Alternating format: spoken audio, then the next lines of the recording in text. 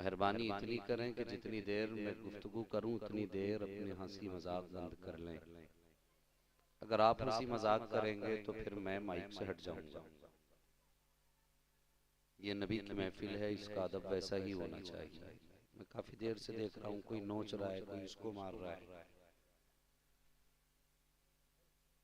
कम से कम ऐसा आप जलसा सुनिए, ऐसा माहौल बनाइए कि जब आइंदा आप किसी को बुलाएं तो वो आपके नाम ही से चलाए। ऐसा नहीं होना चाहिए कि पूछे कहाँ जाना, कि भाई अजीमगंज, अच्छा वहां भाई हम नहीं जाएंगे।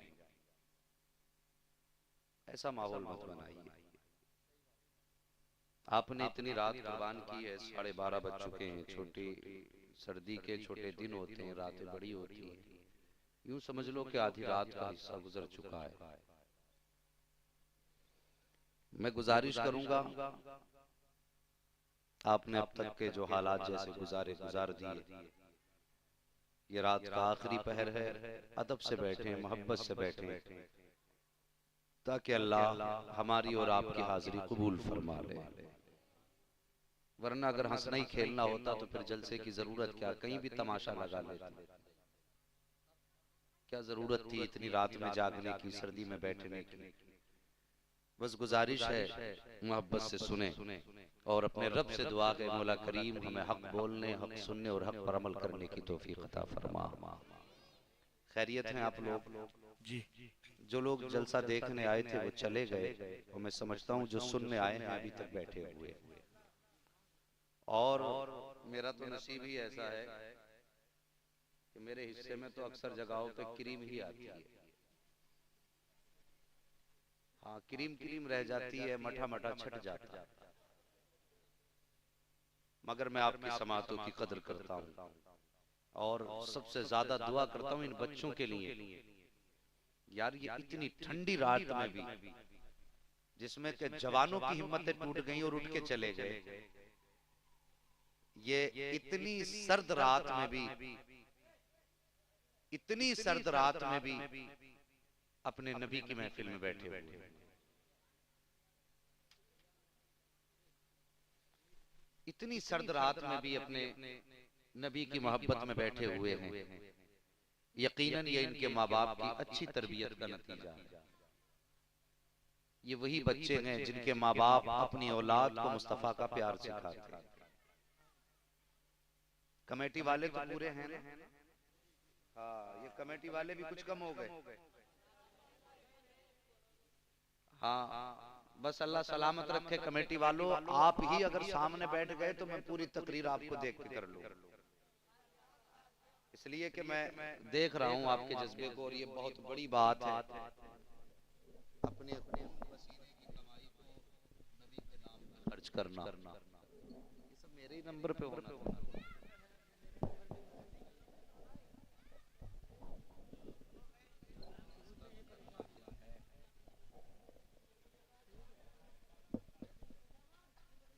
बैठो बेटे, बैठो बैठो बैठो बैठो बैठो। हम भी आधे मिस्त्री हो चुके जलसे करते करते। किसी भी तरह का कहीं भी माइक मिल जाता है। कभी कभी ऐसा होता है यहाँ से पकड़ जाओ तो नीचे से अलग हो जाता है, कभी यहाँ से नहीं मुड़ता, अकड़ जाता है। हर तरह के माइक मिलते हैं। अब भी खैर हो गई, अल्लाह का करम है कि ये 2-4 चक्करों में सीधा हो गया। ये तो प्लास्टिक के सीधा हो जाएगा, मुश्किल होता है इंसानों को सीधा करना। समझ रहे मेरी बात? ये एक नक्शा बना रखा है भारत का। मैं गुजारिश करूंगा अपने इन भाइयों से जरा ये सामने आ जाए मेरे। कमेटी वालों आप आइए।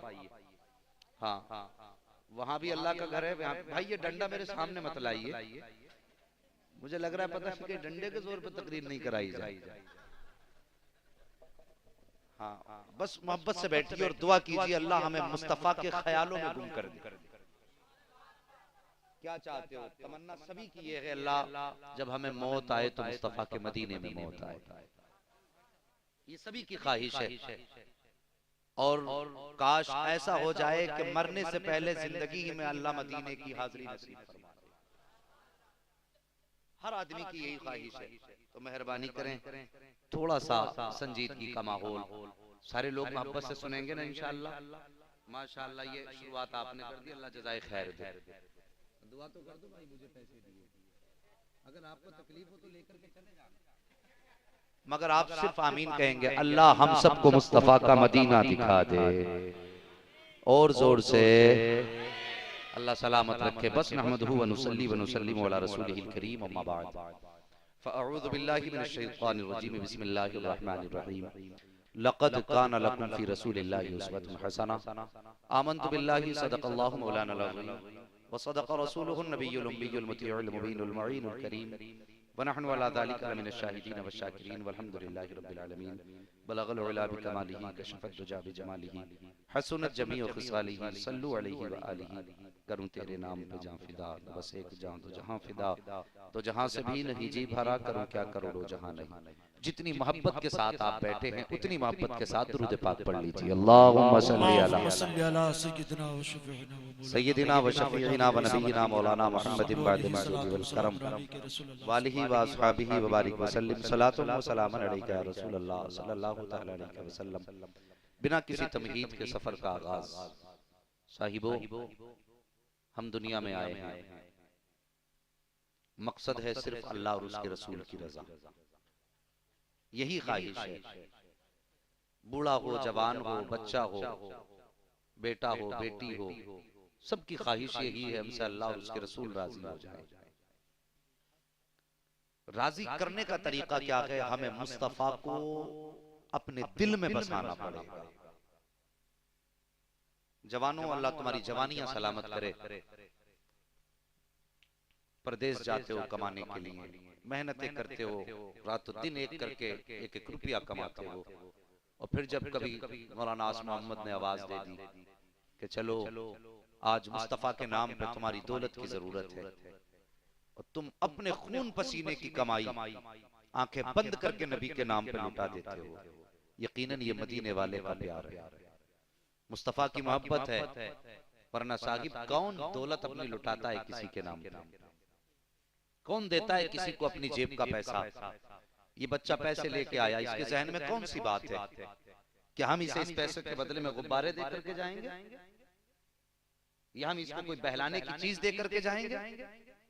इसने क्यों उठ करके पैसे दिए? सोचें जरा, जहन पे लोड डालें, थोड़ा यहाँ से भी सोचा करें। सिर्फ जज्बात से काम नहीं चलता, थोड़ा यहाँ से भी सोचें। इस बच्चे ने अपने बड़ों को पैसे देते देखा, और बड़ों ने क्यों दिए? बड़ों ने इसलिए दिए कि ये बातें जो कर रहा है अपने बाप की नहीं, रसूल पाक की बातें कर रहा है।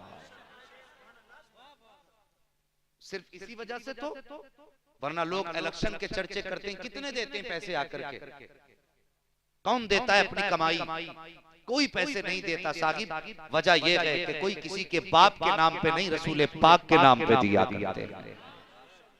तो जब हमारे जवान इस तरह के काम करते हैं, बच्चे उनको देखते हैं, तो फिर उनके दिल में भी जज्बे होते हैं। आज ये कौम के बच्चे हैं, कल देखना तुमने इतना बड़ा प्रोग्राम किया है, आने वाला दौर होगा जब इन बच्चों का जमाना होगा, इंशाअल्लाह हम कब्रों में होंगे और ये नबी के जिक्र की महफिलें आबाद करेंगे। फरिश्ते आके कानों में मुबारकबाद हमको देंगे और कहेंगे, मुबारक हो, ऐसी नस्लें छोड़ के आए हो जो आज तक नबी नबी कर रही है। जो मरने के बाद भी काम आ जाए, ऐसे काम कर जाओ। मुझे उनसे शिकवा नहीं जो चले गए, उनसे शिकायत नहीं जो चले गए। मैं उनको क्या कहूं जो गए हैं, मैं तो इनको कहता हूं जो आए हैं। तुम्हें मुबारक हो आना, इसलिए कि महबूब की महफिल को महबूब सजाते हैं, आते हैं वही जिनको सरकार बुलाते हैं। जिंदाबाद जिंदाबाद, सुभान अल्लाह। आप अपनी मर्जी से नहीं आए हो, मदीने वाले मुस्तफा के बुलाए हुए हो। हमारी औकात क्या है हम बैठ सकें? सच तो यह है कि मुस्तफा ने उठने ना दिया। आज मुस्तफा चाहते हैं कोई नबी नबी करे, तुम नबी नबी सुनते रहो। और खुदा की कसम, अगर आना कबूल हो गया तो याद रखना, हमारा दुनिया में आना भी कामयाब है, दुनिया से जाना भी कामयाब। अगर तुम पैसे नहीं दे सकते तो जबान से तो सुभान अल्लाह कह सकते हो। अल्लाह सलामत रखे आपको, बस बोलते रहिए। ये जो भी है ना, इसे देख के गुस्सा मत हो ना, ये मुस्तफा का सदका है।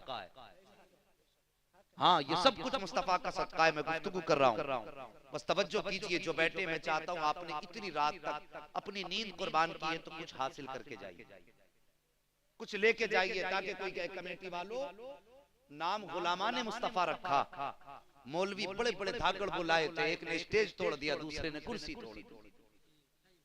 कुछ हासिल भी किया कि नहीं किया? मेरी बात अब दिल पे लिखना है। अगर कोई तुम्हें कल खड़ा करके पूछे कुछ सीखा, तो मेरी बातें यहाँ लिखना और उसका हाथ पकड़ के कहना अगर तू रात आ जाता तो बातें भी सीख लेता, मुस्तफा का प्यार भी हासिल हो जाता। हाँ हाँ, सिखाने वाले तो घर भी आते हैं और सीखने वाले मकतब भी जाते हैं और सीखने वाले नबी की जिक्र की महफिल में भी आते हैं। यहाँ सीख भी मिलती है, नबी का प्यार भी मिलता है। इन बुजुर्गों से, इन उलमा से पूछिए, ये आपको बताएंगे जहाँ पे जिक्र हबीब होता है खुद खुदा भी करीब होता है, उनकी महफिल में बैठने वाला आदमी अल्लाह सलामत रखे। मुझे खुशी हुई आप भी शायर हैं, नात खां हैं, उनकी महफिल में बैठने वाला, सुभान अल्लाह, अल्लाह सलामत रखे। सफर का आगाज साहिब फरमाया गया, ओ लोगों मेरे महबूब की जिंदगी तुम्हारे लिए बेहतरीन नमूना है। आपको जवानी कैसे गुजारनी है मेरे मुस्तफा से सीखना पड़ेगा। आपको बचपन कैसे गुजारना है मेरे मुस्तफा से सीखना पड़ेगा। और मुझे खुशी हुई इस गांव के इत्तेफाक और इत्तेहाद को देख करके। मैंने जब सुना ना कि यहाँ पर हर कौम के आदमी ने कहा कि भाई ये जलसा सिर्फ तुम्हारा नहीं बल्कि हमारा भी, मुझे खुशी हुई। ये प्यार एक इस्लाम की अता है। आज मैं चाहता हूँ कुछ मोहब्बत भरी बातें आपसे करनी। ये स्टैंड जरा इधर से हटाना भाई, ये सामने वाले भाई के चेहरे की आड़ कर रहा है।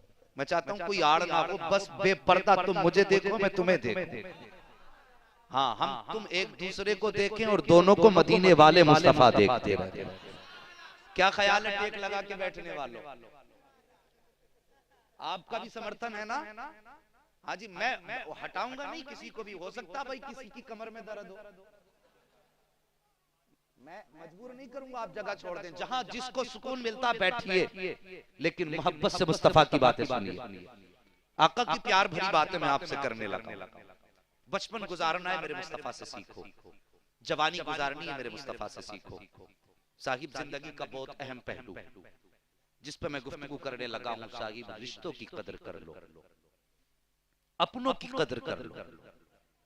आज हमारे अपने जिंदा हैं, हमारे बीच हैं, हमें उनकी कदर नहीं है। हमारी माँ बहनें भी यहाँ पर बैठी हुई हैं। मैं इनसे एक अर्ज पहले कर दूं, आइंदा कभी किसी जलसे में आना तो नकाब पहन के आया करो। जलसों में आया करो तो बुर्के पहन के आया करो। तुमसे इतनी मेरी गुजारिश है। और अब मेरी बात दोनों तवज्जो से सुनिए। रिश्तों की कदर करो। भाई का वो रिश्ता है जो किसी कीमत नहीं खरीदा जा सकता। आज हमारी शादियां होती हैं, हमारे घरों के अंदर हमारी शरीक हयात बन के किसी की बेटी आती है, 4 दिन हमारे घर के अंदर रहती है, 5वें दिन कान में कहती है, सुनो तुम इतना कमाते हो, तुम्हारा भाई बिल्कुल नहीं कमाता है, ऐसा करो चूल्हा अलहदा करो। तो वो भाई जो बचपन से बाजू मिला के चला हो, वो भाई जिसने हर दुख में तेरे साथ लब्बैक कहा हो, वो भाई जिसने परेशानी में तुझे गोद में उठाया हो, अगर वो बड़ा है तो उसने बचपन में तुझे मां बन के अपने सीने से लगाया। अगर उसने जवानी के शऊर पे कदम रखा है तो उसने अपनी कमाई के कीमती लुकमों से तुझे खिलाया। अगर बीवी उसके खिलाफ भड़काती है भाई को, तो भाई फौरन जोश में आके कहता तूने सच कहा, मैं 20 कमाता हूं, ये 10 कमाता है, और मैं अलग कमाऊंगा तो 5 में खर्चा होगा, 15 बच जाएंगे। ये बात भाई के जहन में बीवी डाल देती है और यहीं से भाई भाई का दुश्मन हो जाता है। और मेरे जवान, फिर उसके बाद नतीजा ये होता है कि हम भाई भाई का गला काटने पे उतर आते हैं। क्या तुमने खानदानों में झगड़े और लठ और गोलियां नहीं देखी? क्या तुमने घरों की लड़ाइयों में जनाजे उठने की कहानियां नहीं सुनी? कितने घर ऐसे हैं कि खानदान के खानदान उजड़ गए। जरा जरा सी बात पर याद रखो साहिब, जिनके खिलाफ तुम लाठियां लेके निकलते हो, जब तुम्हारे आपस की जंगें होती हैं और तुम मर जाते हो, तो याद रखना जब तुम मर जाते हो तो जिनके खिलाफ तुमने लाठियां निकाली हैं, जनाजे भी वही उठाया करते हैं। जिनको तुम एक आंख देखना नहीं चाहते, तुम्हारे तीजों के चने भी वही पड़ा करते हैं। आज अगर अल्लाह ने भाई दिए हैं, इनकी कदर कर लो। आज अपने हैं तो इनकी इज्जत कर लो। जिस दिन ये चले गए ना, तो सारी दौलत हाथ में लेके फिरोगे, कहोगे कोई भाई लाके दे दो, तो साकिब दौलत के लालच में भाई कहने वाले हजारों मिल जाएंगे, एक वक्त की दावत के लिए तुझे भाई कहकर के पुकारने वाले लाखों मिलेंगे, लेकिन तेरी मुसीबत में तुझे सीने से लगा करके मोहब्बत से भाई कहने वाला दोबारा नजर नहीं आएगा। आज जिंदा हो तो अपने भाइयों की कदर कर लो, अपनों की कदर कर लो। और मेरी कौम की बेटी हो, तुमसे भी गुजारिश करना चाहता हूँ, आज तुम इस घर की बहू बनी हो, कल तुम्हारी गोद में पलने वाली बेटी किसी घर की जाकर के बहू बनेगी। आज तुम अपने शोहरों के साथ ऐसा सलूक करोगे, कल तुम्हारी बेटियां दूसरे घरों में जाकर के क्या सलूक करेंगी। मैं तुमसे भी गुजारिश करता हूँ, अगर तुम अपनी ससुराल में आई हो, अक्सर बेटियों की शिकायत ये हुआ करती है कि हमें हमारे ससुर वाले मोहब्बत से नहीं देखते हैं, हमारी सास हमें मोहब्बत से नहीं देखती है, ससुर हमारे खिलाफ बोला करते हैं, देवरों की आंखों पे तेवर चढ़े रहते हैं, ये अक्सर औरतों की बातें हुआ करती हैं। मैं तुझसे कहता हूं, मेरी बात कान खोल करके सुनना मेरी कौम की बेटी, जब तू अपने माँ बाप को छोड़ करके अपनी ससुराल की तरफ जाए, अपने ससुराल में पहुंचे, तो पहुंचने के बाद जाकर के अपने ससुर का चेहरा देख के कहना, बाबा एक बाप वहां छोड़ करके आई हूं, लेकिन खुदा का शुक्र है दूसरा बाप यहाँ मिल गया है। जब तू सास की खिदमत में पहुंचे तो उसका दामन पकड़ के कहना, मैंने माँ वहां छोड़ी है,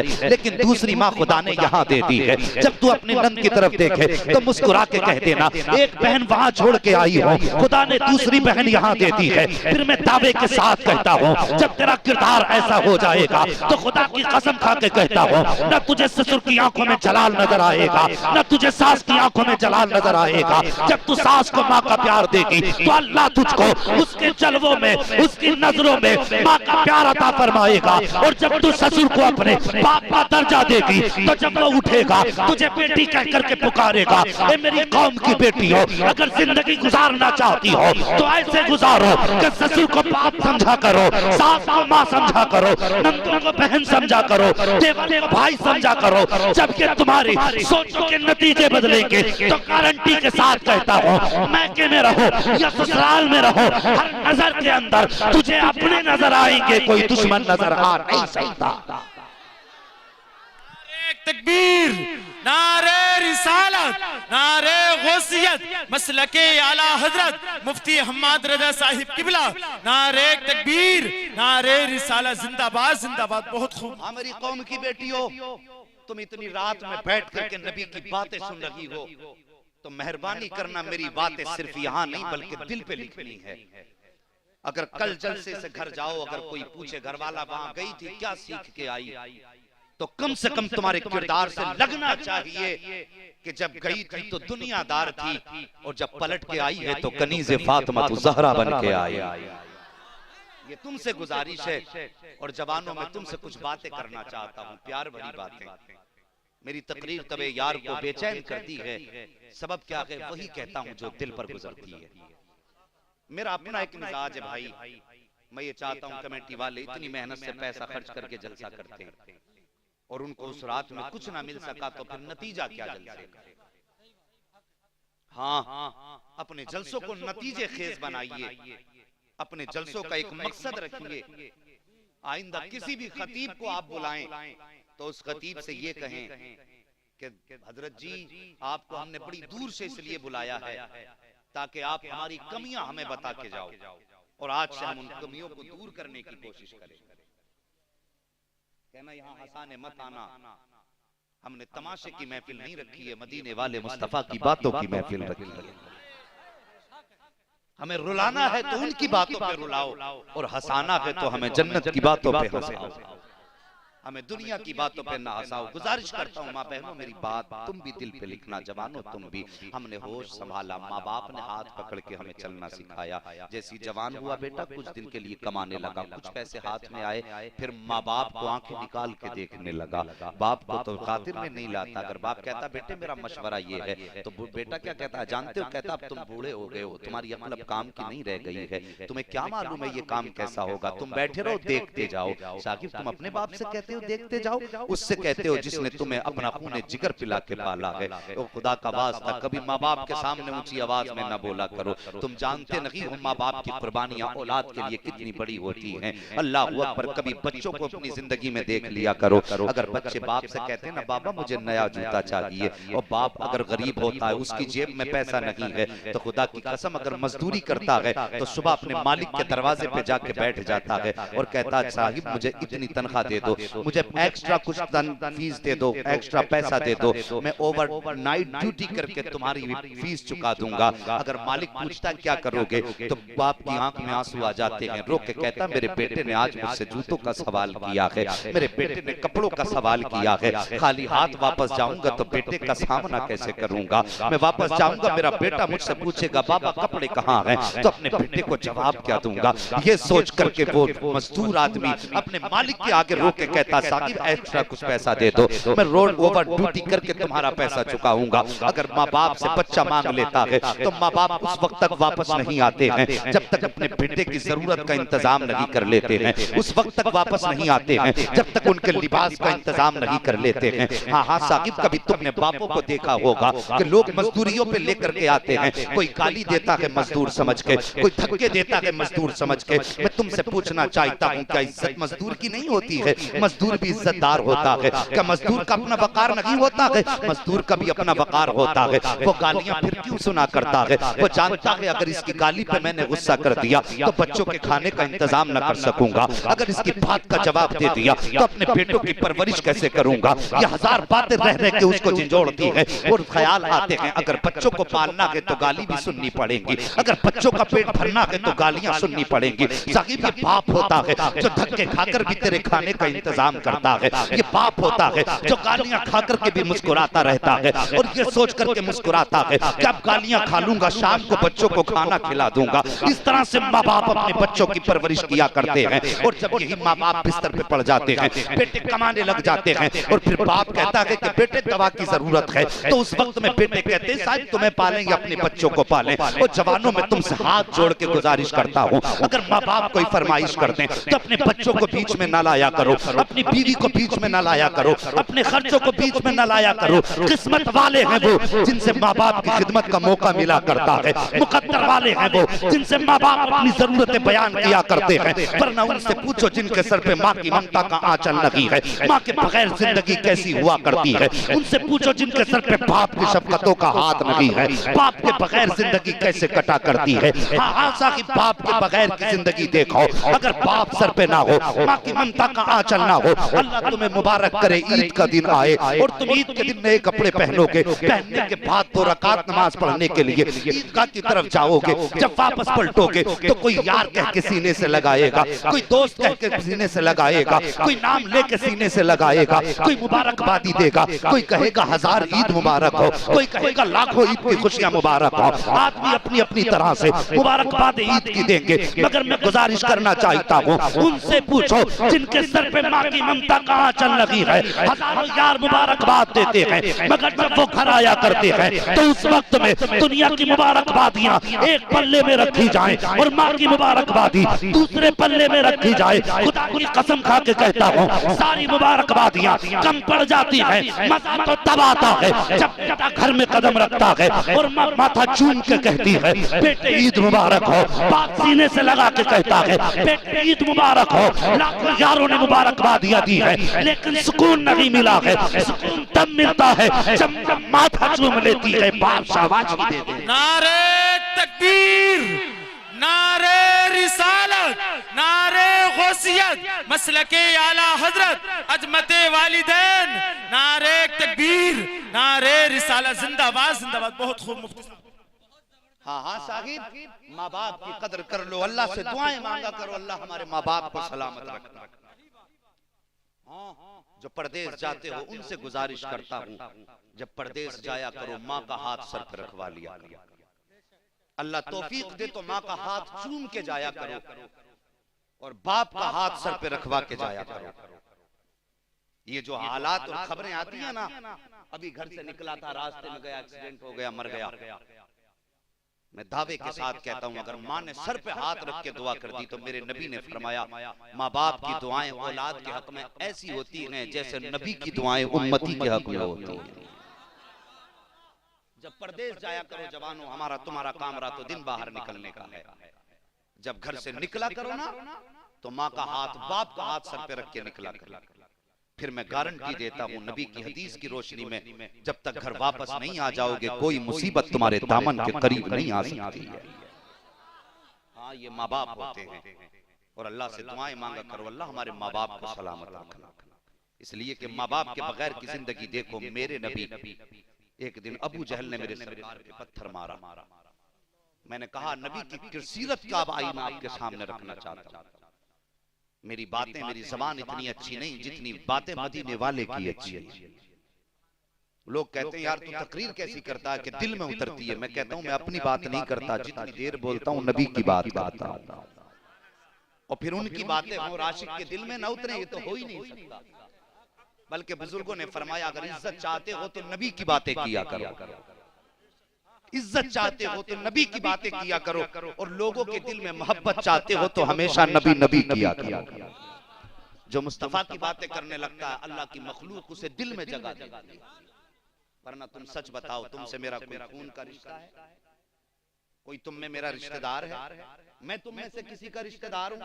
कभी तुम में से कोई मेरे घर आया चाय पीने के लिए? कभी मैं आया चाय पीने के लिए? कभी नहीं। लेकिन तुमने मुझे इतनी दूर से बुला लिया और मैं चला आया। सच बताओ ये रिश्ता कौन सा है? ये सिर्फ मेरे नबी की मोहब्बत का रिश्ता है, ये सिर्फ उनकी चाहत का रिश्ता है। मैं नबी नबी करता हूं और तुमने ये सोचा यार नबी की बातें बड़े अच्छे ढंग से कर लेता हूं, आज उसको बुला। वरना साकिब आज मजदूर को भी आदमी एक वक्त का खाना घर खिलाने तैयार नहीं।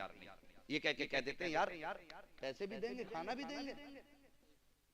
मुझे क्यों फ्री में खाना खिलाया, ये पैसे क्यों दिए जा रहे हैं? ये क्या है? सब मेरे मुस्तफा की मोहब्बत का रिश्ता है। मैं चाहता हूं जो रिश्ता तुम मेरे साथ निभा रहे हो यही रिश्ता अपने सगे भाइयों के साथ भी निभा लिया करो।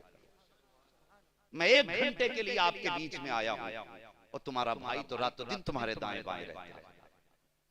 तो अपने भाई के भी रिश्ते की कदर करो, नबी की मोहब्बत का रिश्ता उसके साथ भी रखो। अगर कभी भाई खता कर जाए तो सगा भाई समझ के ना सगी मुस्तफा का उम्मती समझ के माफ कर दिया करो, आका का उम्मती समझ के माफ कर दिया करो। एक दिन अबू जहल ने मेरे नबी के पत्थर मारा। मैं बताना चाहता हूं माँ बाप होते क्या। तवज्जो है ना आपकी? जरा सारे लोग मोहब्बत से कह दें या रसूल अल्लाह। अल्लाह सलामत रखे सबको। मेरे नबी के अबू जहल ने पत्थर मारा। आजम भाई जब नबी के पत्थर लगाना तो मेरे नबी घर नहीं आए। तवज्जो करो भाई, मेरे नबी घर नहीं आए बल्कि पत्थर खा के सीधे हरम शरीफ में गए और किसी से शिकवा नहीं किया, किसी से शिकायत नहीं की, सजदे में जाके सर रख दिया और जो भी शिकवा था अपने रब से किया। और मेरे नबी के सर से खून बह रहा और मुस्तफा ने सजदे में सर रखा हुआ है। आका करीम आंसू बहा रहे हैं, अपने रब से शिकवा कर रहे हैं। इतने में मेरे सरकार के चचा हजरत अमीर हमजा शिकार से घर वापस तशरीफ लाए। दस्तरखान पे बैठे, बांदी ने ला के खाना रखा, आंख में आंसू थे। आपने अभी ईमान नहीं लाए थे अमीर हमजा। आपने बांदी से फरमाया क्या बात है, तू रो क्यों रही है? तो उसने रो के कहा मुझे लगता है खानदान कुरैश की तलवार को अब जंग लग गया। कहा बात क्या है? तो रोई रो के कहने लगी आज तुम्हारे भतीजे को अबू जहल ने पत्थर मार दिया है और मैं भी हरम के दरवाजे से गुजरी, मैंने उसको रोते हुए देखा और रो के आपकी बांदी ने कहा था काश अगर आज उनकी माँ जिंदा होती तो आज वो तन्हा हरम में बैठ के आंसू न बहाते।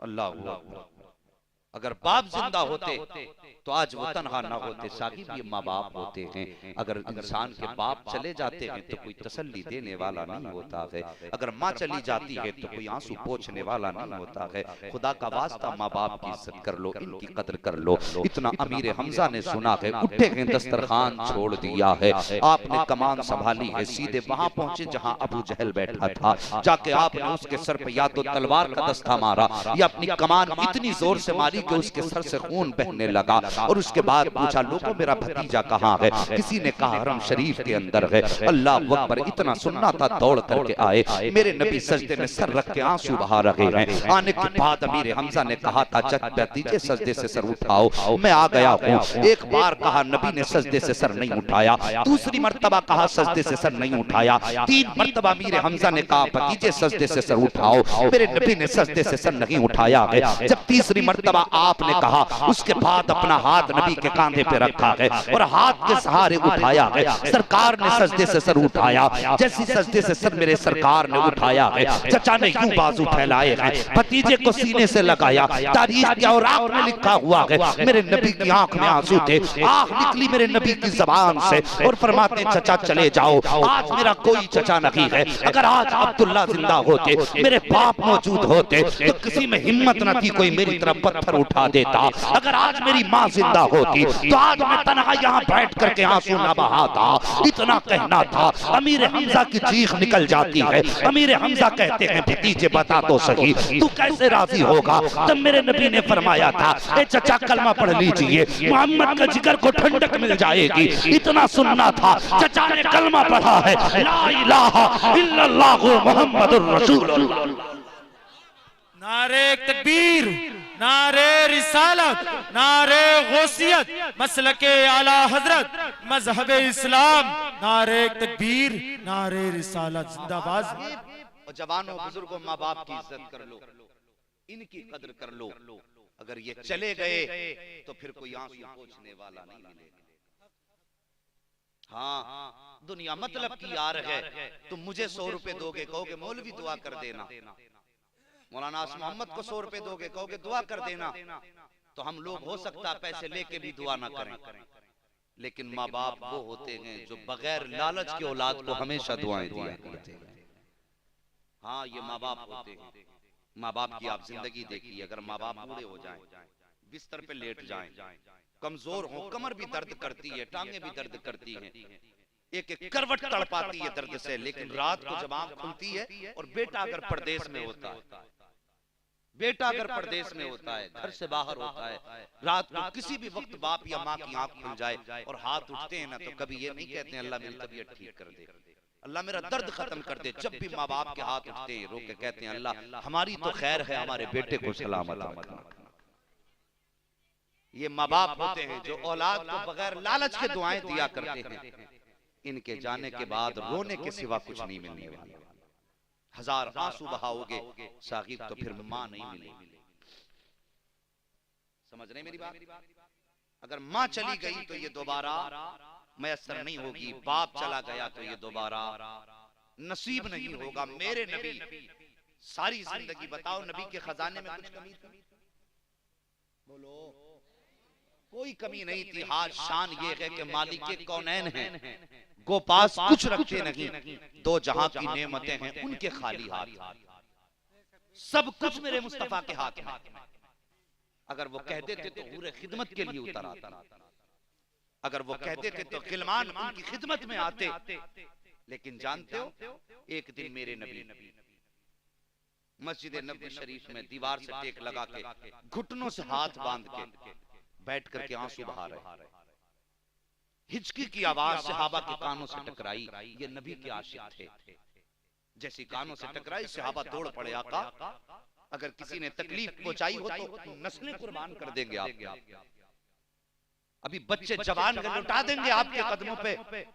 हुजूर बताइए, किसी ने कुछ कहा? मेरे नबी ने फरमाया किसी ने कोई तकलीफ नहीं दी। सहाबा कहते हैं आका तकलीफ नहीं दी है तो फिर आका आपकी आंख में आंसू किस लिए है? मेरे सरकार फरमाते हैं सहाबा, आज मुझे अपनी माँ आमीना की याद आ गई है। अल्लाह अकबर, इतना कहना था मेरे सरकार को, जैसी सरकार ने इतना फरमाया आज मेरी माँ आमीना की मुझे याद आ गई है। सहाबा तड़प गए, आका के इर्द गिर्द जमा हो गए, रो के कहते हैं फिदा का भी वह या रसूल अल्लाह, आका हमारे माँ बाप आप पे कुर्बान हो जाए। सरकार आज आज भी माँ की याद आती है? मेरे नबी फरमाते हैं हाँ, आज भी मुझे मेरी माँ की याद आती है। अल्लाह अकबर। आपके तकरीब फहम के लिए, जहनों के करीब करने के लिए एक बात बता दूं पहले, जब बेटा कोई तरक्की करता है तो उसके दिल में ये तमन्ना होती है सबसे पहले अपनी माँ को जाके बताऊंगा। अगर कोई एग्जाम पास होता है तो खुशी में तोड़ के आके सोचता है सबसे पहले अपनी माँ से कहूंगा।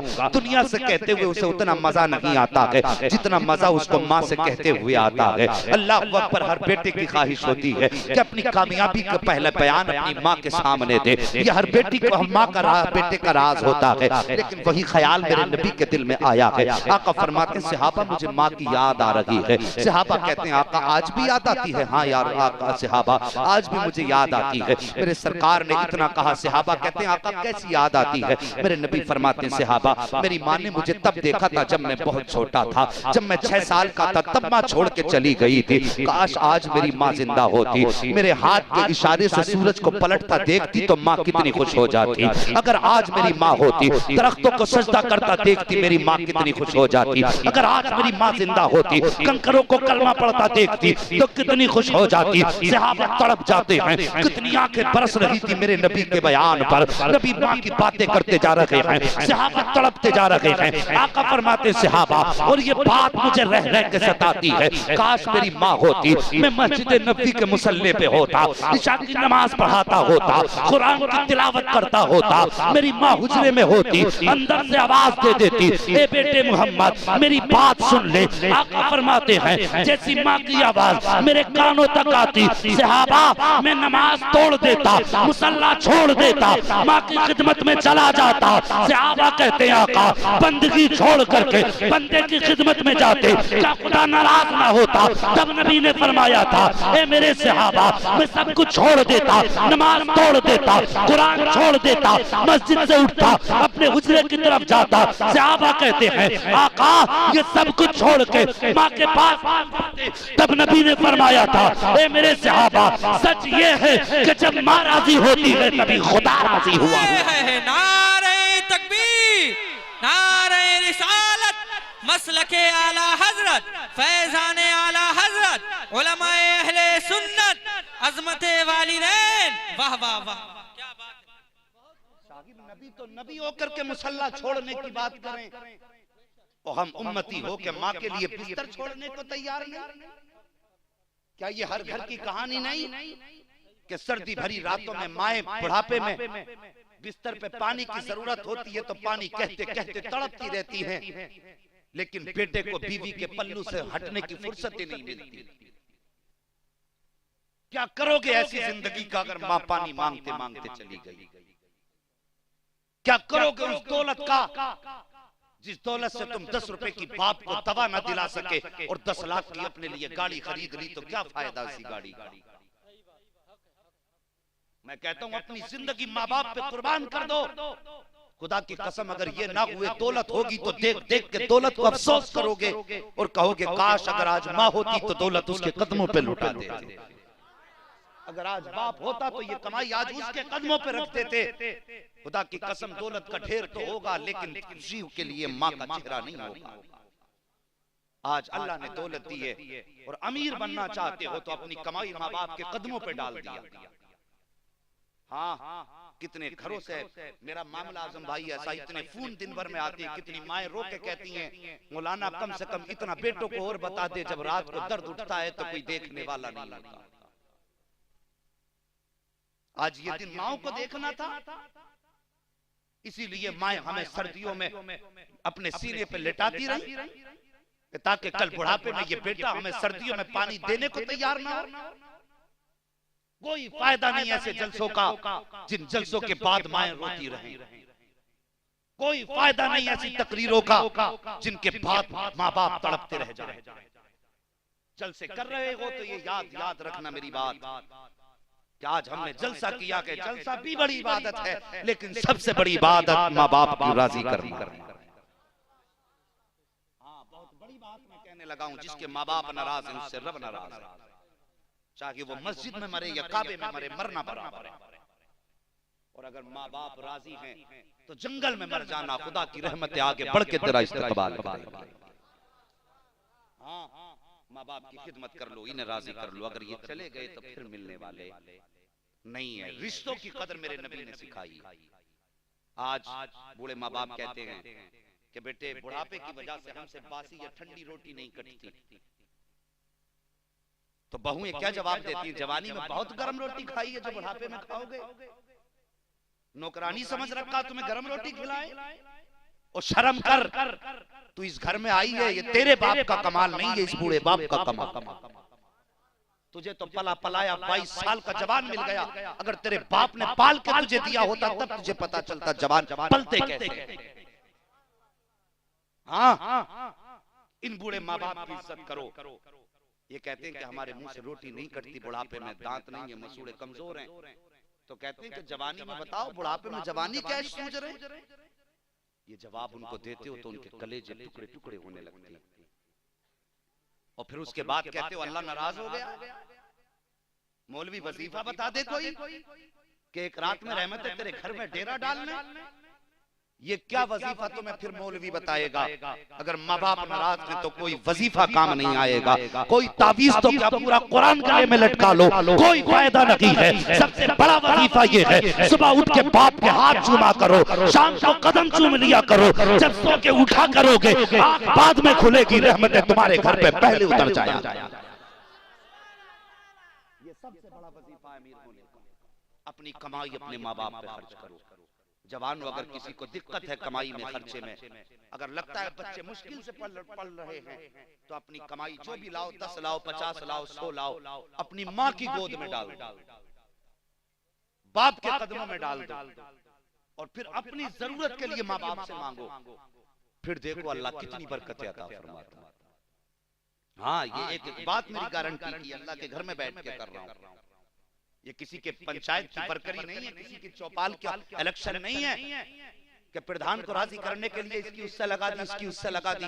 पूरी कौम इलेक्शन में तबाह हुई पड़ी। किसी को मुस्तफा के रिश्ते की फिक्र नहीं, सबको फिक्र है तो अपने अपने वोटों की फिक्र। हाँ, हर गांव की यही कहानी है, जहां जाओ यही रोना है, जहां जाओ यही रोना। भाई ये सारे रिश्ते बाद में हैं, मुस्तफा का रिश्ता सबसे पहला है। ये सारे रिश्ते 5 साल में टूट जाएंगे और 5 सेकंड में टूट जाएंगे। कयामत तक बाकी रहने वाला मेरे मदीने वाले मुस्तफा का रिश्ता है। तो रिश्ता उनसे मजबूत करो। प्रधान रूठे या नाराज हो, ठेकेदार घर से उठा दें या बैठा लें, ये तो बात की बात है। बस ये तमन्ना रखा करो, सब रूठे तो रूठ जाए, मदीने वाला महबूब ना रूठे। इस जलसे का मकसद भी तो यही होगा, मुस्तफा को मनाना। या किसी का मकसद है इलेक्शन बनाना? सबका मकसद है सिर्फ मुस्तफा को मनाना। तो साहिब रिश्ते बेहतर करो। किसी भी सियासत की बुनियाद पर, किसी भी इलेक्शन की बुनियाद पर अपनों के खिलाफ खड़े मत। भाई भाई का गला न काटे। मेरे नबी ने तो एक कलमे की रस्सी दे के कहा था, तुम जब तक इस कलमे की रस्सी में बंधे रहोगे, कायनात में कोई तुम्हें दुनिया से मिटा नहीं सकता। हमने उस रस्सी की कितनी कदर की? कुछ भी नहीं। तो साहिब माँ बाप की इज्जत करो। अपनी कमाई की सबसे पहली रोटी जो बना करे ना, अगर शादीशुदा हो तो बीवी से कह देना, शरीक हयात मैं खाना बाद में खाऊंगा, पहली रोटी जो बने पहले मेरे माँ बाप को खिलाई। फिर देखो तुम्हारा पेट भी भरेगा, सेहत भी बने।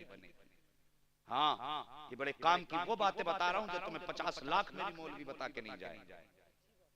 एक एक बात मेरी लग़्व नहीं होगी गुफ्तगू की। मैं एक एक बात, जितनी देर आपका वक्त ले रहा हूँ, चाहता हूँ इसमें अपनी कौम को कुछ दे के जाऊं। रिश्तों की कदर कर लो। और एक गुजारिश आखिर में और कर दूं, इजाजत हो तो कर दूं एक गुजारिश। अल्लाह सलामत रखे। नींद तो नहीं आ रही है? मुझे ऐसा लग रहा है वाकई जैसे जलसा अभी शुरू हुआ। जरा सारे मोहब्बत से कह दो या रसूल अल्लाह। माशाअल्लाह, आपकी आवाज समझ सुन के लेटने वाले कह रहे होंगे हम ही गलत आ गए। हाँ जी, उनके दीवानों के जमाने में कमी थोड़ा ही है। और कोई उठ के जाए तो उनके जलसे पे क्या फर्क पड़ता है? रब चाहे तो मुस्तफा की नाते पत्थरों से पढ़वा लिया करता है। वो तो महबूब का जिक्र है, जिससे चाहे करा ले और जिससे चाहे सुनवा ले। किसी के जाने से आने से नबी के जलसे पे फर्क नहीं पड़ता है, फायदा हमारा है। काश ये जलसा नबी की बारगाह में कबूल हो जाए और मुस्तफा क़यामत के दिन कह दें, फरिश्तों किधर लेके जा रहे हो, और फरिश्ते कहें सूहे जहीम, जहन्नम की तरफ, तो मुस्तफा कहें छोड़ दो। ये एक रात, सर्दी की रात में जब दुनिया बिस्तर पे सो रही थी, ये आंखें खोल करके मुस्तफा की रहमतों की आमद का इंतजार कर रहा था। काश अगर इतना मुस्तफा ने कह दिया तो समझ लेना यहाँ भी बेड़ा पार है, वहां भी बेड़ा, सारे बोल दो वहां भी बेड़ा। अल्लाह सलामत रखे आप सबको। साहिब एक बात और बता दूं, रिश्तों के ताल्लुक से ये भी अहम बात है, ये भी अहम बात है। माँ बाप के इंतकाल के बाद बहनों को भाई अजनबी बना देते। अक्सर हमारे मुआशरे में एक बात कही जाती है, मैका तब तक है जब तक माँ बाप। ये कहावत सी बनती जा रही है कि माँ बाप के बाद बेटी का मैका नहीं रहता। तो जवानों, अगर तुम वाकई मुस्तफा के सच्चे उम्मती हो, तुमसे एक गुजारिश करता हूं, अगर बाप का इंतकाल हो जाए और बाप के इंतकाल के बाद बहनें दरवाजे पे आया करें, तो उन्हें देख के चेहरे बिगाड़ा ना करो, उन्हें देख के भौवें चढ़ाया ना करो, बल्कि अगर बहन दरवाजे पे आए तो ऐसे सीना चौड़ा करके मिला करो जैसे बाप बेटी से मिला करता था। ऐसे मिला करो जैसे बाप बेटी से मिला करता था। जब तू उससे ऐसे मिलेगा तो खुदा की कसम, इधर बहन का कलेजा ठंडा हो जाएगा, कब्र में बाप की रूह ठंडी हो जाएगी। मरने के बाद तो दुनिया कहती है कि साहब ऐसी रिवायतें सुना दो जिसमें माँ बाप की बड़ी इज्जत हो। मैं कहता हूं, अगर माँ बाप की रूह को ठंडक पहुंचाना चाहते हो तो उनके बाद उनकी औलाद से प्यार करो, उनकी बेटियों को सीने से लगाओ। मेरे नबी ने ये रिश्ता भी कितना अच्छे तरीके से निभा के दिखाया। तैयार है सुनने के लिए? आज टेक लगाने वाले अगर कमर नहीं हटा सकते तो सुभान अल्लाह तो कह ही सकते हैं। माशाअल्लाह, जरा सारे बोल दो सुभान अल्लाह। अल्लाह सबका बेड़ा पार करे। मैं कहता हूं साकिब, रिश्तों की कदर करो। रिश्ते क्या चीज है, जरा तवज्जो करें। भाभियां माँ के इंतकाल के बाद ये कहती हैं, हम तो अब इस घर के मालिक हो गए, अब नंदों को वहां जगह मिलेगी जहां हम बैठाएंगे, उन्हें वो खाना पड़ेगा जो हम खिलाएंगे। ये सोच हो जाती है हमारे घरों के अंदर। और कौम की बेटियों तुम भी सुनो, शहजादों तुम भी सुनो, अब बुजुर्गों की तो गुजर गई, इनसे भी जो बातें करनी थी करनी। बस अब ज्यादातर मेरी बातें जवानों, बच्चों और बेटियों से। मेरे नबी की अपनी कोई सगी बहन नहीं थी, कोई सगी बहन नबी की? कोई सगी बहन नबी की नहीं थी, लेकिन एक दूध के रिश्ते की बहन, जिसे रजाई बहन कहते हैं, वो बहन थी, नाम हजरत सीमा। बोल दो सुभान अल्लाह। बेटे, हम पलटते नहीं बेजान किताबों के वरक, हम वो पढ़ते हैं जो चेहरों पे लिखा होता है। हम अभी खड़ा करके शर्मिंदा भी कर सकते हैं, लेकिन हम नहीं चाहते। हम तुमसे इस रिश्ते से बात कर रहे हैं कि तुम नबी के उम्मती हो, हम भी नबी के उम्मती। इस रिश्ते से हम आपसे बात कर रहे हैं और इसी रिश्ते से दरगुजर भी कर रहे हैं। माजरत, किसी को इतना मजबूर ना करो कि फिर वो आपको सीधा कर दे। बिल्कुल मेरे नबी की कोई सगी बहन नहीं थी, एक दूध के रिश्ते की बहन, जो हजरत हलीमा सादिया की बेटी हजरत सीमा है। बचपन में मेरे नबी को गोद में खिलाया। बहनों से प्यार कैसे होता है ये जरा याद रखना। गोद में मेरे नबी को बचपन में खिलाया। आका करीम ने ऐलान नबूवत फरमाया, हिजरत करके मदीना तशरीफ लाए। जो लोग मुस्तफा को मिटाने के लिए आते थे, मुसलमानों को कत्ल करने आते थे, उनका मुकाबला मुस्तफा के जानिसारों ने किया। ये जो कौम के दिमाग में फतूर डाला जाता है ना कि जबरदस्ती तलवार चलाई गई, हमारा इस्लाम तो आज भी निहत्तों पे हथियार चलाने की इजाजत नहीं देता। और जो किसी निहत्ते पर, कमजोर पर बिला वजह हथियार चलाए, वो हमारे इस्लाम में दाखिल हो ही नहीं सकता है। ये मजहब इस्लाम है। जो सबसे पहली जंग बदर हुई थी, सहाबा जब तलवारें लेके ना 313 सहाबा, उसमें सिर्फ 6 तलवारें, बाकी के हाथों में डंडियां थी, लकड़ियां थी, और हजारों दुश्मन मिटाने आए थे इनको।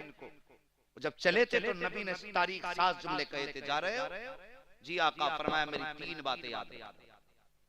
कौन सी? फरमाया किसी बूढ़े पे वार मत करना, किसी निहत्ते पे वार मत करना, और फरमाया जो तुमसे अमान मांगे उसे माफ कर दे, जो तुम्हारे आगे हथियार डाल दे उस पे हमला मत करना। फरमाया और तो बच्चों पे हमला मत करना। ये मेरे नबी की तालीम। आज इस्लाम की आड़ में कुछ बदबख्त अपने आप को इस्लाम और तौहीद का ठेकेदार कहने वाले, जब किसी निहत्ते पर, किसी भी कौम के किसी भी खाली हाथ बंदे पर वो हमला करते या जुल्म करते हैं, वो बदबख्त कहते हैं ऐसे जन्नत मिलेगी, और जालिमों ऐसे जन्नत नहीं बल्कि ऐसे दोज़ख मिला। हाँ, ये इस्लाम की सच्चाई है। इस्लाम का सही चेहरा लोगों के सामने आना चाहिए। हमारा इस्लाम किसी निहत्ते पे वार करने की इजाजत नहीं देता। और कितनी बार ऐसा हुआ, कत्ल करने आए थे, पकड़ लिए, मारे नहीं, पकड़ लिए, मारे नहीं। उन्हीं पकड़े जाने वालों में हजरत सीमा मेरे नबी की रिजाई बहन के खानदान के भी लोग थे, उस कबीले के भी लोग थे। मेरे नबी ने ऐलान फरमा दिया कि जो अपने कैदियों को छुटाना चाहता है, इतना इनकी फिदिया दे और पैसा मुआवजा दे और अपने कैदियों को लेकर के चला जाए, वरना सच बताओ जो पकड़ ले, कैद कर ले, क्या उसके पास कत्ल करने की पावर नहीं है? वो कत्ल कर सकता है, लेकिन तारीख उठाई है इस्लाम की। मेरे नबी ने फरमाया अपने कैदियों को छुड़ा के ले जाओ, इनका फिदिया दे दो। ये कत्ल करने आए थे जिनको कैदी बनाया गया, मेरे नबी ने फरमाया फिदिया लो, अपनों को लेकर के चले जाओ। उस वक्त मेरे नबी की रिजाई बहन हजरत सीमा अभी ईमान नहीं लाई है, कलमा भी नहीं पढ़ा मेरे नबी का। अल्लाह अकबर। मेरे नबी की बारगाह में इनके कबीले के लोग कैदी बना के लाए गए हैं। जब कैदी बना के लाए गए, मुस्तफा ने ऐलान फरमा दिया इतना इतना फिदिया दो, अपने अपने कैदियों को छुड़ा करके लेकर के चले जाओ। ये बात जब हुई है तो कबीले के अंदर चंदा शुरू हुआ, लोगों में मशवरा हुआ कि एक आदमी पे बोझ पड़ जाएगा, हर घर से थोड़ा थोड़ा पैसा लेते हैं, इकट्ठा करके जाके इनके नबी को देंगे और अपने अपने कैदी छुड़ा लाएंगे। चंदा करने वाले हजरत सीमा के दरवाजे पर पहुंचे, जाने के बाद दरवाजे पे दस्तक दी गई, अंदर से आवाज आई, कौन? कहा सीमा, आप तुम्हारे कबीले वाले हैं। कहा किस लिए आए हो? कहा चंदा लेने के लिए आए हैं। ये सुना है नबी की बहन ने दरवाजा खोला है। का चंदा किस लिए हो रहा है? का सुना है कि मोहम्मद ने हमारे कुछ कैदी पकड़ लिए हैं, हमारे लोग कैदी बना लिए हैं, हम उनको छुड़ा के लाएंगे। इतना मेरे नबी की बहन ने सुना है, आंखों में एक रोशनी आ जाती है, कहती किस मोहम्मद की बात करते हो? क्या वो मोहम्मद तो नहीं है जो अब्दुल्ला के लखते जिगर हैं, वो मोहम्मद तो नहीं है जो आमिना के जिगर के टुकड़े हैं। इतना सुनना था। आने वालों ने कहा था सीमा हमें ये तो नहीं पता, लेकिन इतना पता है मक्के से हिजरत करके वो मदीने आए हैं और उन्होंने आकर के कहा है कि खुदा एक है, उसका कोई शरीक नहीं है। इतना हजरत सीमा सुनती हैं और कहती उनका कबीला कौन सा है? कब वो खानदान कुरैश से ताल्लुक रखते हैं। इतना सुना हजरत सीमा की आंखें बरसने लग जाती हैं, कहती कबीले वालों अब तुम्हें चंदे की जरूरत नहीं है, अब पैसे की जरूरत नहीं है। कहा किस लिए? कहा मुझे ले चलो और जाकर के तुम्हारे कैदियों को मैं छुड़ा करके लाऊंगी। तो सबने कहा था सीमा वो बगैर पैसों के कैसे छोड़ देंगे, कैसे छुड़ा के लाओगी? तब हजरत सीमा ने कहा था तुम नहीं जानते हो वो मेरे भाई लगते हैं, आज भाई की चौखट पर पैसा नहीं चलेगा बल्कि उसकी चौखट पर आज बहन की झोली फैला के दिखेगी। तवज्जो है आपकी? मेरे नबी की बहन कहती आज उसके दरवाजे पर बहन की झोली चलेगी। बड़ा नाज होता है बहनों को भाइयों पर। आज बहनें बीमार हो जाएं, अस्पताल चली जाएं तो भाई मोबाइल बंद कर लेते, कहीं पैसों के लिए फोन ना कर दे, कहीं मदद के लिए ना बुलाए, कहीं हॉस्पिटल में खाना लेके न जाना पड़ जाए। हम नबी का कलमा पढ़ने वाले, सोचिए जरा यहाँ झांक करके, क्या ये अखलाक मेरे नबी ने दिया? हम लोग मोबाइल बंद कर लेते, और बहनें दरवाजे पे आके के भाई गरीबी है, छत टपक रही है, कपड़े इतने नहीं है, लिहाफ ऐसे नहीं जो बच्चों की ठंड रुक सके, मेहरबानी करे कि लिहाफ खरीदवा दे। तो बजाय इसके कि उसके भाई अपना बिस्तर उतार के दे, भाई कहता जाके देख मेरे बच्चों के ऊपर कैसा बिस्तर है, उसके आगे अपनी गरीबी जाहिर करता है भाई। और मेरे नबी की जिंदगी देखो, सरकार की बहन कहती है आज भाई की बारगाह में बहन की झोली चलेगी, पैसों की जरूरत नहीं है, बस उसकी चौखट तक मुझे ले चलो। कबीले वालों ने हजरत शीमा को साथ लिया है, वहां आए मेरे नबी जहां खेमे में तशरीफ फरमा है। अल्लाह अकबर, सहाबा तलवारें लेकर के नबी के दरवाजे पे पहरे दे रहे हैं। आओ नबी का किरदार जरा करीब से देखो। अल्लाह अकबर, जैसी बहन आई है नबी के दरवाजे पर, सहाबा कहते हैं खातून किधर जा रही है? हजरत शीमा कहती मुझे अपने भाई से मिलना है। कहा कौन है तुम्हारे भाई? कहा तुम्हारे नबी हैं, वो हमारे भाई हैं। जैसे इतना कहा है हजरत शीमा ने, सहाबा कहते हमारे नबी की तो कोई बहन ही नहीं है। एक सहाबी दौड़ करके गए, आका खातून आई है, कह रही है मैं तुम्हारे भाई की, तुम्हारे नबी की बहन लगती हूँ। आका वो आपकी बहन लगती है, फरमाइए। मेरे नबी फरमाते नाम पूछ के आओ। जैसे नाम पूछ करके सहाबी आए हैं, कहते हैं आका उसका नाम शीमा है। इतना सुनना था, मेरे नबी इतनी तेजी से अपनी जगह से उठते हैं कि सरकार की जो चादरें मुबारक कांधे पे थी वो सरक जाती है। आका ने चादर नहीं संभाली है, इधर आका चले गए, फरमाते सहाबा उसे आने दो। जैसे सहाबा ने सुना है नबी की बहन है, तलवारें झुक जाती हैं, नजरें नीची हो जाती हैं और नबी की बहन तशरीफ लाती हैं। आका करीम के पास जब हजरत शीमा आई है, मेरे नबी की नबूवत वाली आंखें बरसने लग जाती हैं। सरकार ने बहन को देखा है, बहन ने सरकार को देखा है, आका करीम ने बहन को देखा। अपनी माँ हलीमा सादिया की मोहब्बतें याद आ गई हैं। आज शीमा की बातें सुन रहे हैं तो अपनी माँ हजरत आमीना की मोहब्बत याद ताजा हो रही है। उसके बाद हजरत शीमा ने हाथ पकड़ा है नबी का और अपने कबीले वालों से अलग नबी को तन्हाई में लेकर के गई। जाके कहती मेरे भाई, मेरे आका, आज मैं कुछ मांगना चाहती हूँ। मेरे नबी फरमाते शीमा बताओ तो सही। तो इस तरह हजरत शीमा ने अपना दामन फैलाया और फैला के कहती है आका आज अपनी बहन की इज्जत की लाज रख लेना। आज बड़ा भरोसा करके मैं कबीले वालों से कह के आई हूँ कि आज मेरे भाई की बारगाह में पैसे नहीं चलेंगे बल्कि बहन की झोली चलेगी। इतना कहते कहते हजरत शीमा रोने लग जाती है। जैसे हजरत शीमा रोई है, नबूवत वाली आंखें बरसना शुरू हो जाती हैं। सरकार भी रोए हैं, बहन के हाथ को हटाया है, दामन छुड़वाया है। फरमाते शीमा अब ये सौदा यहाँ नहीं होगा बल्कि तेरे कबीले वालों के सामने होगा। अल्लाह अकबर, जैसे नबी ने इतना कहा है, हजरत शीमा कहती भाई इज्जत की लाज रख लेना, आज बहन को खाली हाथ वापस मत लौटा देना। अल्लाह अकबर, ये हजरत शीमा कह रही है। नबी हाथ पकड़ के वहां आए हैं जहां पे हजरत शीमा के खानदान वाले थे। आका करीम ने पहले मुजम्मिल वाली अपनी चादर बिछाई है और बिछाने के बाद बहन को उस पे बिठाया है। सरकार नीचे बैठते हैं और उसके बाद फरमाते बहन अब पता क्या चाहती है? हजरत शीमा कहती है ए मेरे आका, हमारे कबीले के कैदी हैं, हम चाहते हैं कि उन्हें आजाद कर दिया जाए। अल्लाह अकबर, इतना सुनना था। मेरे नबी फरमाते हैं सहाबा मैंने जिस जिसको जो गुलाम दिया है वो आज लाके मेरी बहन के कदमों पे कुर्बान कर दो। इतना सुनना था। सहाबा तड़प जाते हैं, कहते आका ये तो गुलाम की बात है, इशारा कर दोगे तो जान मुस्कुराते दे देंगे लेकिन जबान पे कोई शिकवा नहीं आएगा। जब सारे सहाबा ने अपने अपने गुलाम लाके पेश किए हैं, फरमाते बहन और क्या चाहिए? अल्लाह अकबर, हजरत शीमा कहती है बस यही जरूरत थी। आका करीम फरमाते हैं जाओ बिलाल हमारे घर चले जाओ, हमारे घर जा करके 2000 बकरियों का रेवड़ है वो ला करके मेरी बहन की खिदमत में पेश कर दो।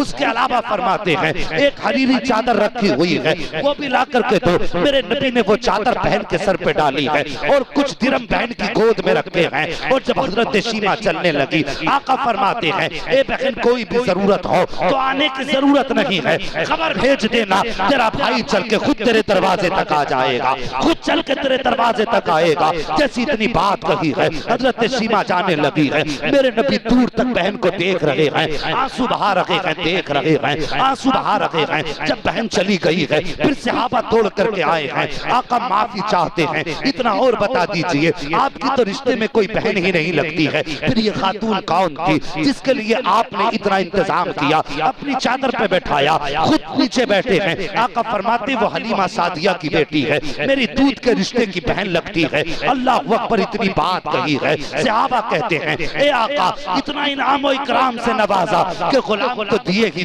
दिए, 2000 बकरियां भी दे दी हैं, इतना पैसा भी दे दिया है। तब मेरे नबी ने फरमाया, ए मेरे सहाबा, मैंने क़यामत तक आने वाली उम्मत के लिए एक सबक छोड़ा है, और वो सबक ये है कि अगर तुम्हारे दरवाजे पर बहने आ जाए तो खाली हाथ आए, लेकिन खाली हाथ वापस जानी नहीं चाहिए। खाली दामन आया करें तो तुम्हारी चौखट से जाए तो दामन भर के वापस जाए। ये बहनों के रिश्ते हैं। माँ बाप के मरने के बाद बहनों की कदर करो, जीते जी की कदर करो। अब कोई ये ना समझ लेना कि मरने के बाद ही कदर करो, जीने के बाद कदर नहीं करनी है। साहिब रिश्तों की कदर करो, चाहे वो भाई का रिश्ता हो या बहन का रिश्ता हो, माँ का रिश्ता हो, बाप का रिश्ता हो, औलाद का रिश्ता हो, कोई भी रिश्ता हो, उस रिश्ते की कदर करो, वरना याद रखना एक दिन मर जाना। कोई कब्र पे तेरी नहीं आएगा। 40वें तक लोग कब्रिस्तान आया करते हैं। अगर बहुत मोहब्बत होती तो साल भर चक्कर लगाते हैं, फिर उसके बाद कब्रें अपनों का रास्ता तकती रहती है। आज कोई आने वाला नहीं। किसी के सहारे जिंदगी बर्बाद करके मत जाना कि मेरे बाद ये मेरे काम आ जाएगा। किसी को वक्त नहीं मिलेगा तुम्हारी कब्र पे आने का। अपने जीते जी इतना कर जाओ, कोई कब्र पे आए ना आए, मदीने वाले की दुआएं तुम्हारी कब्र पे आती हैं। हाँ, अपने जीते जी इंतजाम कर जाओ। मुझे खुशी हुई आपने इतनी बड़ी मस्जिद को तामीर किया है, इतना बड़ा एहतमाम किया है। अब तक आपने अपनी मर्जी से दिया, अब मैं आपसे अपनी मर्जी से ले लूं? खैरियत है? कुछ लोग तो नाराज हो गए भाई। और मुझे उम्मीद है जब इतने जज्बे से इतने लोगों ने बगैर मांगे इतना दे दिया, तो फिर अगर मांगा जाए तो कितना मिल सकता है? जिनके माँ बाप नहीं हैं वो उठें और अपने माँ बाप के नाम पर अपनी मस्जिद के अंदर काम के लिए अपने खून पसीने की कमाई लेकर के उठें, और जिनके माँ बाप जिंदा हैं वो नबी के माँ बाप के नाम पर उठेंगे। अपने माँ बाप के नाम पर अगर माँ बाप एक मिनट भाई जरा 1 मिनट में एक रिवायत बता दूं, उसके बाद उठना, फिर देखता हूं कौन कितनी मोहब्बत किससे करता है। हजरत मालिक बिन दीनार, बस एक बात बताऊंगा, अल्लाह सलामत रखे। आप उठ गए, ये 2 कदम भी आ गए ना तो समझ लेना सबसे पहले उठने वालों में सबसे पहले अल्लाह इसका अजर आपको ही अता फरमाएगा। हाँ, ये बता रहा हूँ, आप पहले उठे, इसका अजर अल्लाह आपको सबसे पहले देगा। बस एक रिवायत सुनने, हजरत मालिक बिन दीनार, मैं जो अब मांग रहा हूं इसका अल्लाह कितना अजर देगा। तवज्जो करें, माँ बहनें भी बैठी है, वो भी सुने। हमें ना दिया कोई बात नहीं, लेकिन अब उनको भी देने की बारी है। आखिरत की सभी को तैयारी करनी है, और उम्मीद है इंशाअल्लाह जब बेटे दीन के नाम पे कम नहीं है तो बेटियां भी दीन के नाम पे कम नहीं हो सकती हैं। ये हम समझते हैं, क्योंकि ये या तो आपकी बहन लगती हैं, या आपकी माँ लगती हैं, या कोई आपकी बीवी है हमारे ही सब है। तो ये हमसे अलग कैसे होंगे? सोच में हजरत मालिक बिन दीनार जा रहे हैं, चौराहे पर भीड़ लगी थी। आपने फरमाया भीड़ कैसी है? लोगों ने कहा कि यहाँ पे एक बादशाह है, अपना महल तामीर करा रहे, नक्शे से महल बनना है। आप पहुंच गए, जाके कहने लगे शहजादे क्या बनवा रहा? उसने कहा महल। कहा कितना लगाएगा? कहा इसमें मैं 2 लाख दिनार लगाऊंगा, सोने के 2 लाख सिक्के खर्च करूंगा। तो मालिक बिन दीनार ने कहा क्या गारंटी है कि तू फिर इस महल को देखने के लिए बच जाएगा? उसने कहा नहीं।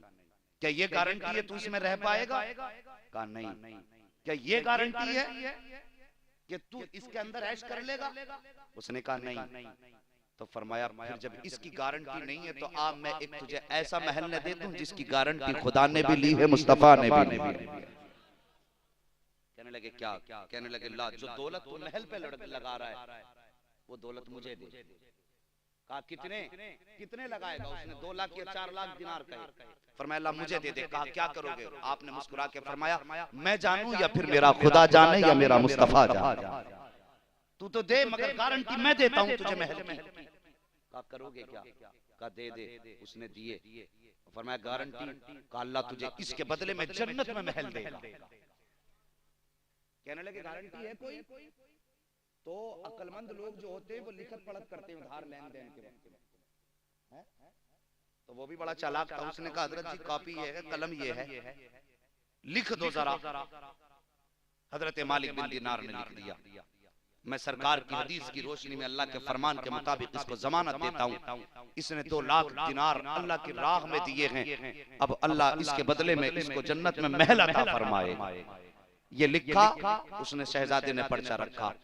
आप हटे वहां से, वो सारे दिनार जो थे ऐलान कर दिया, गरीब आ जाओ, यतीम आ जाओ, मोहताज आ जाओ, जरूरतमंद आ जाओ, सब आ जाओ, सारे अल्लाह के नाम पे खैरात कर दिए। जब सब बांट दिए चले गए, कुछ दिन के बाद वापस पलटे। जब वापस आए, उन्हीं गलियों से गुजर रहे थे कि कदमों में आपको एक पर्चा नजर आया।